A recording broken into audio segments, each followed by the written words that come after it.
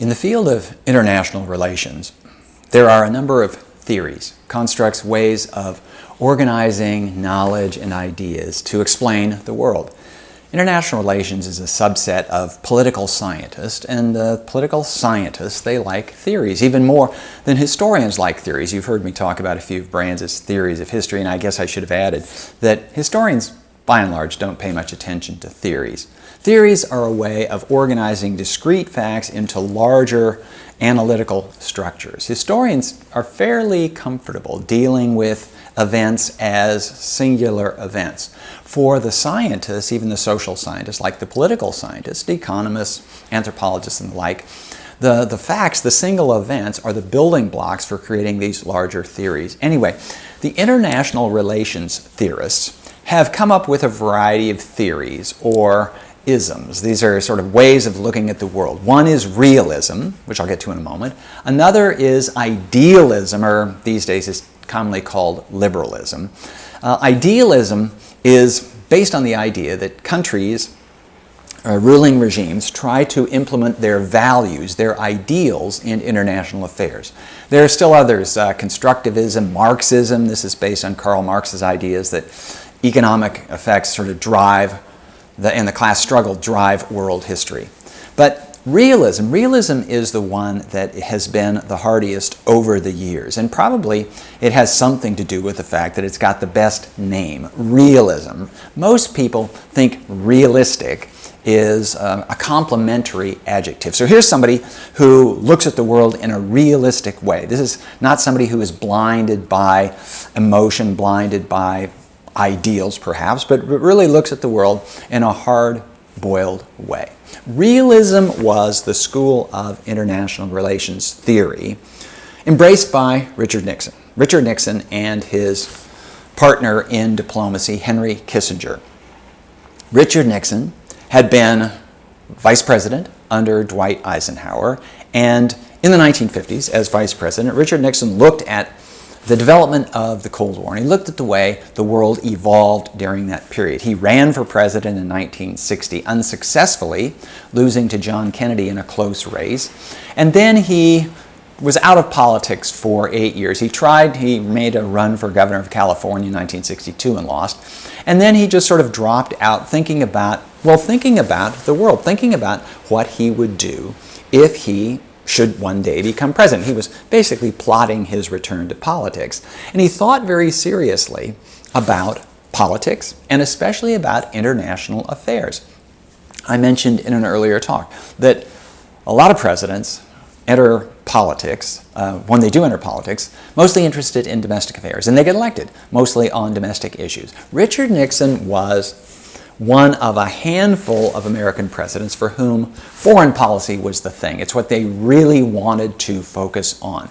And so Richard Nixon spent most of the 1960s observing international affairs and trying to figure out how to make sense of the changes going on in the world. And Nixon observed that there was one change that was perhaps as important as any other for the United States and for American foreign policy. And this was the growing separation between the Soviet Union and China. Nixon had been in politics at the time of the communist victory in China, followed shortly by an alliance between the new People's Republic of China, Communist China, and the Soviet Union. And Nixon had been in on the early days of American responses to Communist China, including the Korean War.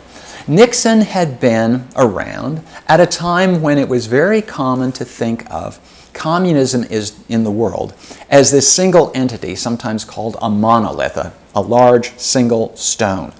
So monolithic communism. This was an idea that had a great vogue in the United States in the early and mid-1950s, even extending in some quarters into the 1960s. And it was based on the belief that a victory for communism anywhere was a victory for communism everywhere, and in particular, it was a victory for the Soviet Union. Nixon was one of the loud advocates of this idea. But Nixon understood then that things were more complicated than that, and as time passed, he realized that they had become a lot more complicated than that. Without going into the details of relations between the Soviet Union and China any more than I already have, Nixon observed that Communist China was going its own way in the world, very much less willing to be deferential to the Soviet Union and Soviet leadership than the Chinese had been in the early days. By the 1960s, there was this clear rift between China and the Soviet Union, to the point where there were armed hostilities between the Soviets and the Chinese over the border that separates the two countries for thousands of miles in Central and East Asia. So, Nixon observes this and he asks himself, what does this mean for American foreign policy? American foreign policy during the days when Nixon had been vice president, part of the Eisenhower administration, had been based on the idea that the United States had to contain China just as it was trying to contain the Soviet Union, and for the same reason. And it helped matters from the geographic standpoint that China and the Soviet Union are adjacent in very large places. And so you could contain these two largest communist countries together. But Nixon observed that the interests of China were diverging from the interests of the Soviet Union, and he asked himself, what does this mean for the United States? Is it any longer productive for American policy to treat China as what amounted to a satellite of the Soviet Union? And he concluded that the answer was no, but he concluded this very carefully, in part because the United States was in the middle of a war in Vietnam against communism, against the Communist Party and regime of North Vietnam. But it was there in large part, because Vietnam, the Communist part of Vietnam, was seen as an adjunct to Communist China, which was seen as an adjunct to the Soviet Union. If the United States had concluded early on that communism in Vietnam had nothing to do with communism in China or the Soviet Union, the American incentive to get more deeply involved in Vietnam would have been very much less. But Nixon was one of those who was on board with the idea that the United States ought to aid the anti-communist government of Vietnam, of South Vietnam. And so he had his fingerprints on some of the policies that had been based on the idea that the Soviet Union and China were essentially part of this single communist enemy of the United States. So Nixon had to revise his thinking on this quite carefully. But during the 1960s, when he was out of office, out of power, but still hoping to make a comeback, he began to float ideas that maybe American policies should change. And he wrote an influential article in the journal Foreign Affairs that appeared in 1967, in which he talked about the possibility that China might go one way and the Soviet Union might go another way, and it might be productive for the United States to capitalize on this split between the two communist powers.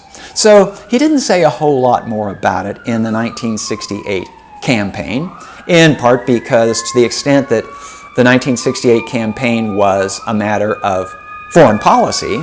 I'll stop here, let the sirens go by for a minute.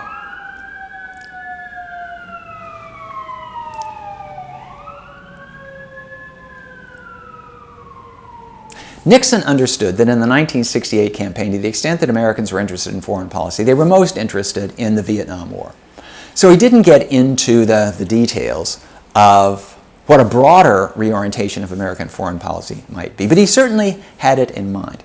And it was based on the theory of realism in international affairs. And the theory of realism says, don't pay attention to the internal structure of a regime. Don't worry about what values the regime espouses. Don't worry about what its ideology is. Don't worry about how its leaders are chosen. Pay attention only to the power that that regime wields. And if you do this, you will not be misled by things that are not central to the shaping of foreign affairs and international relations. What matters in world affairs, say the realists, is power. Who's got it, how much they have, and what they intend to do with it. And the realists, looking at the world situation as of, let's say, 1968, at the time Nixon is elected, or 1969, at the time Nixon is inaugurated, They would look and they would say, okay, at the top of this heap is the United States. The United States is the number one power.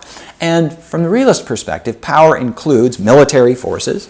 It includes economic might. It even includes a certain amount of political, emotional influence. So the degree to which other nations and other peoples are attracted to this country and its values. Sometimes a distinction is made between hard power, the power of military force, and to some degree economic force, and soft power, the power of appeal. Do people like American values, or conversely, did people like communist values, socialist values of the Soviet Union?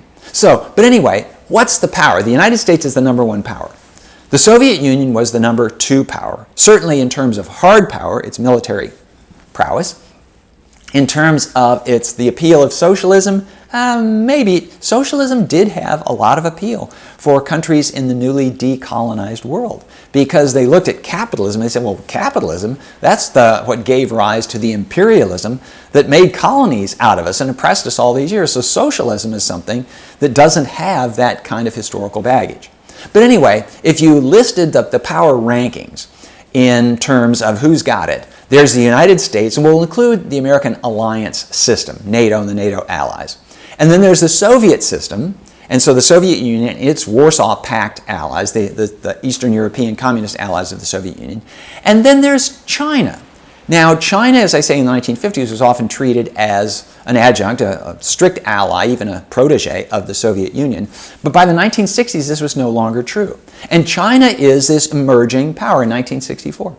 China developed its own nuclear weapons. And it had always had a large army, the People's Liberation Army. So China was an up-and-coming power. Its economy was still meager by per capita standards. But there were a lot of Chinese, and if you add up all the resources they could put together, they could wield a big army, and now they have nuclear weapons. So the United States at the top, the Soviet Union, its allies second, China pretty much third.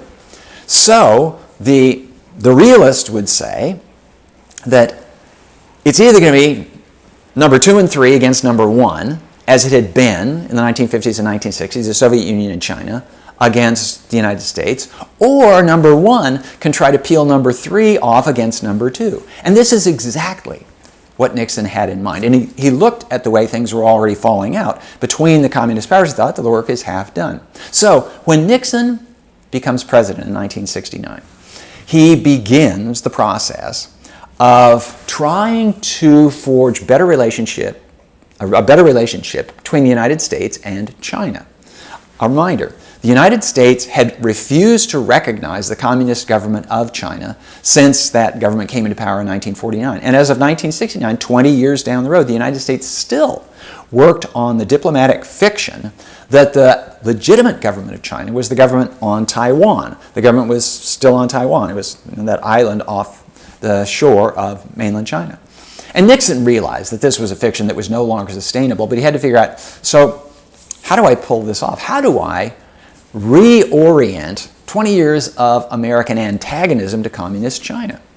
Well, he decided he needed to do it in great secrecy, and so he had Henry Kissinger take a trip to South Asia.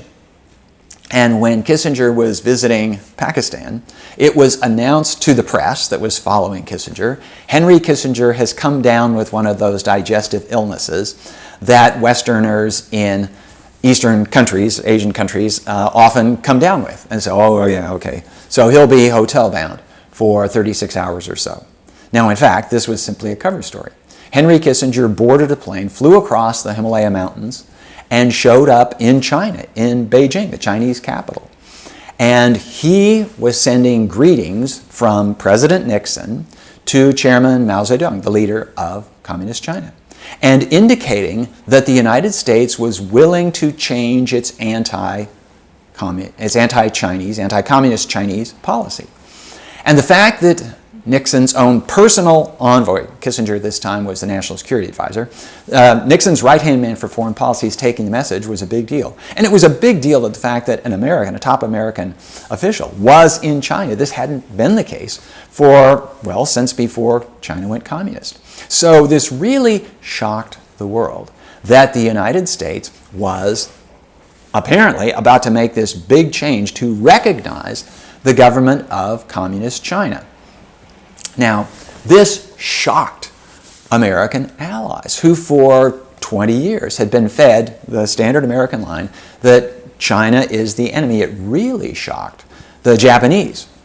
Japan had a vested interest in relations between other countries and China because China was this very large country that potentially threatened Japan and had very bad historic memories of Japanese brutality and oppression of China. So if China is building up its military and China is getting a pat on the head from the United States, where does that leave Japan? So the Japanese developed a term for this. It was the Nixon Shock, the shock of the Americans opening up to China. So this is, in fact, what happened. Now, Nixon's desire to open up to China was partly for the purposes of improving U.S. relations with China, in part because Nixon thought that if he could hold out some carrots to China, the Chinese might cut back on the aid that they were providing the North Vietnamese in the Vietnam War.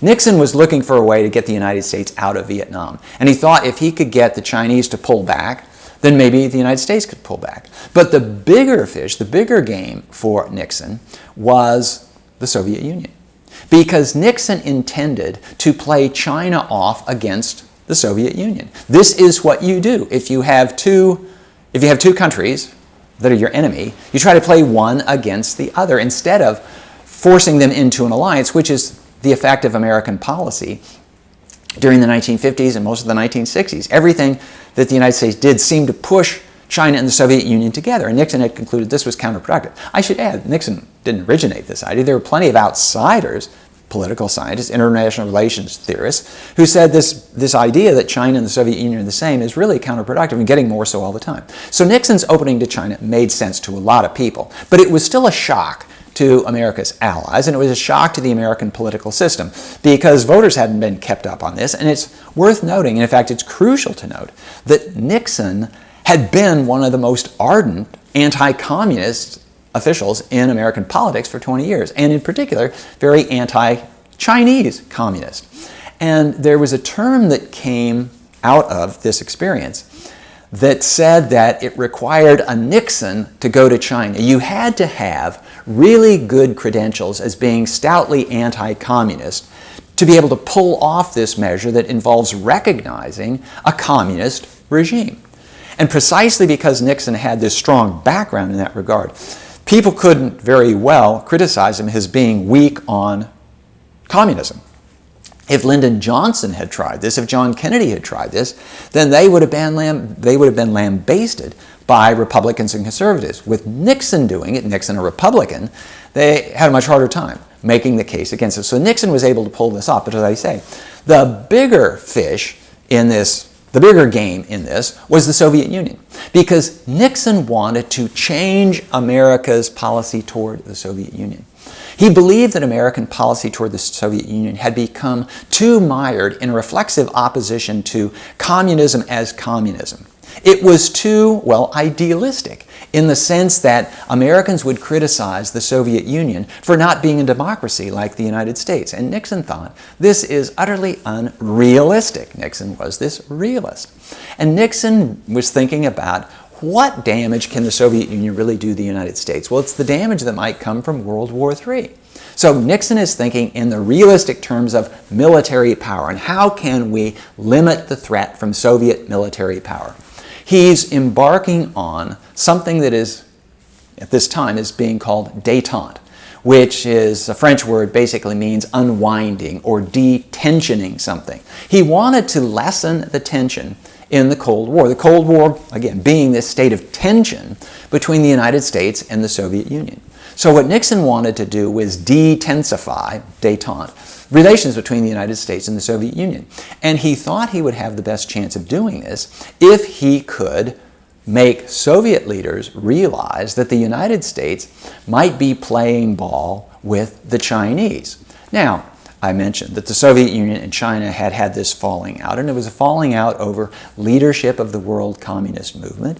It was even a falling out over issues on the border between these two countries. It wasn't out of the question that a war might break out between the Soviet Union and China. And the Soviet Union did not want to be caught in a position where, okay, if the troubles with China gave rise to war, then the Soviet Union would have to deal with the Chinese on the east and southeastern part of the Soviet Union, and then might have to deal with America if America has formed an alliance or something, or a partnership with China on its other front. So Nixon has put the Soviet leadership, led by Leonid Brezhnev at this time, in a position where they have to at least think about making nice to the United States. And so it is this new triangular diplomacy that replaces the bipolar diplomacy of the Cold War. And this is the essence of Detente. And what it does is it gives Nixon the chance to accomplish some things that he had wanted to accomplish for some time. Now, the first and the most at the base, the philosophical aspect of this, was to establish a basis for a permanent relationship between the United States and the Soviet Union that did not require either side to think that it had to defeat the other.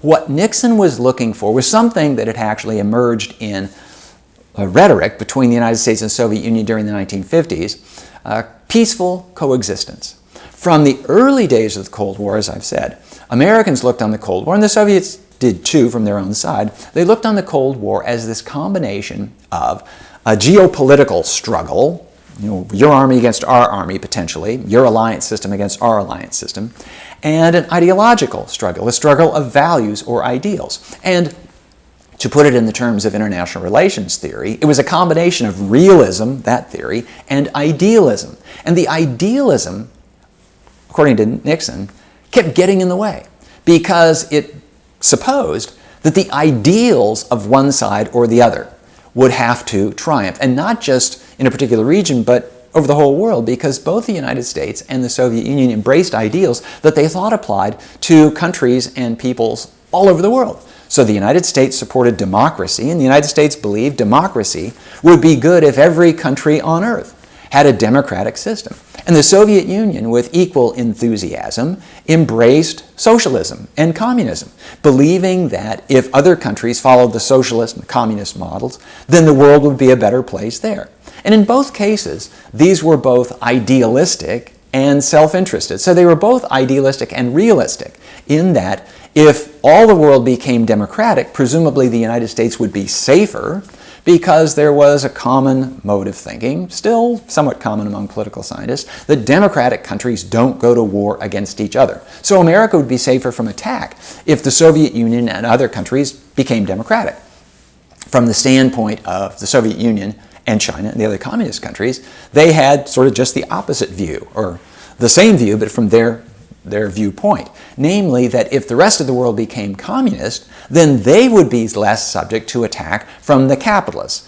And the communists generally call the capitalists imperialists, because imperialism has this sort of outward-looking, aggressive connotation that capitalism by itself doesn't always. And Lenin, the founder of modern communism, or at least as practiced in the 20th century, wrote a book called Imperialism, the Highest Stage of Capitalism. Anyway, so from the communist perspective, if all the world became communist, then it would be good for the communist countries, but they also thought it would be good for the peoples of those countries, because communist countries, as they saw it, were more equal, they were less warlike, there was less of the rich really up here and the poor really down there. So anyway, what Nixon wanted to do was to split realism from idealism in American foreign policy. He basically wanted to ignore the idealism. He wanted to get rid of the idea that the United States must continue to promote democracy around the world and must continue to criticize everything the Soviet Union did that was communistic in nature.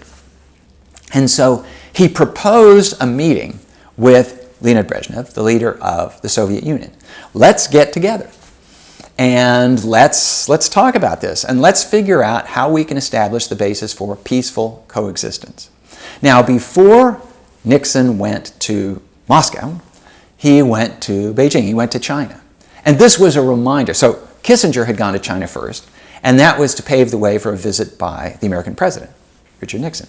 And this was the huge deal, because an American president showing up in the capital of the most populous communist nation in the world, something is afoot. And again, it's Nixon, the one who for years had been saying, we cannot coexist with communism. We have to spread democracy and we have to suppress communism. Now he's basically saying, let's live and let live. So this was the fundamental principle of détente that Nixon espoused in China. I should add that Nixon didn't recognize the government of China all at once immediately. There was this ongoing complication in American diplomacy, that the United States had a security agreement with the government of Taiwan. And Nixon, like American presidents before him, had this issue about American credibility. If the United States has said it's going to come to the aid of Taiwan, can it overthrow Taiwan in favor of China? Can you jilt the old girlfriend in favor of the new girlfriend? And it would have really looked bad for the United States. So Nixon had to finesse this issue, saying that the United States was opening to China, but it wasn't granting full diplomatic recognition right away. There was still this question about Taiwan. From its perspective, the government of China, well, it valued the fact that the United States was moving toward recognition. The United States was treating it as a regular country, which meant, in the first place, the Chinese didn't have to worry so much as they had before about an American sneak attack, an American effort to overthrow the government of China. If the United States is on record as the president, the U.S. president, having tea with the chairman of the People's Republic of China, then the United States government can't very well turn around the next day and launch an attack against China. It would be very unseemly and therefore very unlikely. So the Chinese are willing to indulge the United States a little bit and basically to kind of fuzzy up the question of Taiwan. So is Taiwan part of China or not? The government on Taiwan said it's not, is Taiwan part of China, but is China part of Taiwan? The government on Taiwan at this point still claimed legitimacy over all of China. Well, that clearly wasn't going to happen.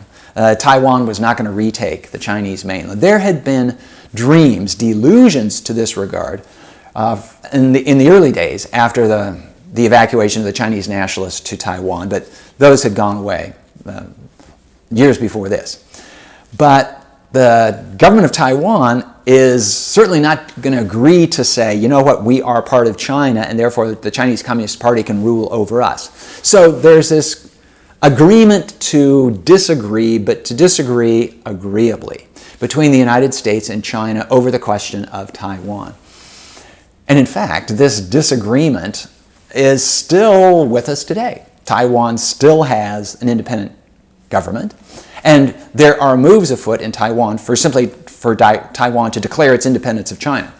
China, more vocally every year, says that Taiwan is and always has been part of China. And the United States is still somewhere in the middle, having relations with Taiwan, but having relations with China and not wanting to have to choose between the two. Anyway, so that's the nature of U.S. relations with China. But meanwhile, Nixon is planning his trip to Moscow. And he goes to Moscow in 1972, and he sits down with Leonid Brezhnev, and they hammer out what are called the principles of détente.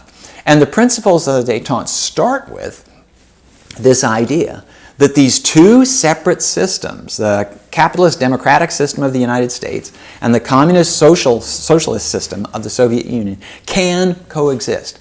That they don't have to each be at each other's throat all the time and working toward the downfall of the other. So there's this idea that this situation that we have where half the world is in America's camp, well, let's say a third of the world is in America's camp, a third of the world is in the Soviet Union's camp, and the rest of the world is in this, region called the Third World. But the two camps don't necessarily have to go to war. There had been a feeling in many places in the United States, in many places in the communist camp, that ultimately a war between the West, as it was called, the American side, and the East was inevitable. World War III is coming, just sooner or later. But this is saying we don't have to fight World War III. We can live together indefinitely. So that's the philosophical basis. That's the realistic the realist basis of Detente. There are a couple of other things that dealt with the question of the arms race. One thing that Nixon's meeting with Brezhnev did was to establish a ceiling for the development, the construction, the building of offensive weapons. The ceiling was above where the limits were now, but at least it placed a cap, so the arms race wouldn't go on forever. And, significantly, there was an agreement to forego anti-ballistic missile systems. So we're not going to build missile defenses. There weren't any good ones at the time, but if we don't build them, then it won't set the arms race in a whole new direction. So that's the essence of Detente. That's the essence of Nixon's realism.